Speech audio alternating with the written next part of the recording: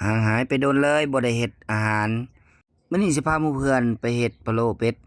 สูตรปักเซเด้อสูตรไทยๆโดนนานแล้วบ่ได้เฮ็ดมื้อนี้ลองมาเฮ็ดใหม่อาจจะเริ่มต้นจาก8โตเนาะเครื่องปรุงเครื่องอบหม้ออบทุกอย่างเขาก็จะเตรียมประมาณนี้เต็มหม้อแบบนี้ล่ะอาหารทุกๆอย่างมันก็มีสูตรของมันเนาะคือกันอันนี้คือเฮาเฮ็ดเป็ดพะโล้สูตรปักเซสูตรไทยๆบ้านเฮาเด้อ นี่แม่นลัดขั้นตอนเลยได้อหมู่เพื่อนนี่จนอบสิแล้วละใช้เวลาอบก็สิประมาณ45นาทีตอนนี้กำลัง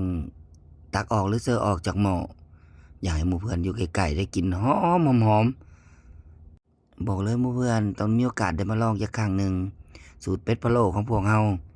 หลังจากมื้อนี้บ่ได้หมูมาปิ้นบ่มีหยังเฮ็ดก็เลยเอาเป็ดมาเฮ็ดพะโล้ขายนี่ล่ะพะโล้สูตรรสชาติกลมกล่อมหวานนำ กว่าเขาจะเฮ็ดหม้อพะโล้นี่แล้วบ่ง่ายเลยเขากะเกียมแต่เที่ยงพู้นล่ะอุปกรณ์เครื่องเทศสำคัญที่สุดก็คือการคั่วการล้างเป็ดการกะเกียมเป็ดเห็นจั่งใดเวลาเราลงหม้อเป็ดจั่งบ่คาวเวลาขึ้นมาแล้วสำหรับมื้อนี้เฮาลัดขั้นตอนในการถ่ายเวลาปรุงเวลาเอือบเวลาลงหม้อเวลาล้างเฮาบ่ทันได้ถ่ายให้เบิ่งเพราะมันสุกระหบเนาะ เดี๋ยวคลิปหน้าโอกาสหน้าจะมาถ่ายให้เบิ่งเด้อว่าขั้นตอนหมักขั้นตอนปรุงขั้นตอนอนามัยเป็ดเริ่มต้นเราจะเฮ็ดแบบใดเฮ็ดจั่งใดเป็ดจะออกมางามแบบนี้เฮ็ดจั่งใดเป็ดมันจะออกมารสชาติกลมกล่อมแบบนี้บ่มีกักเด้อหมู่เพื่อนเดี๋ยวจะเปิดเผยเบิ่งเบิดไผที่สนใจก็สามารถเอาไปต่อยอดเฮ็ดอาชีพได้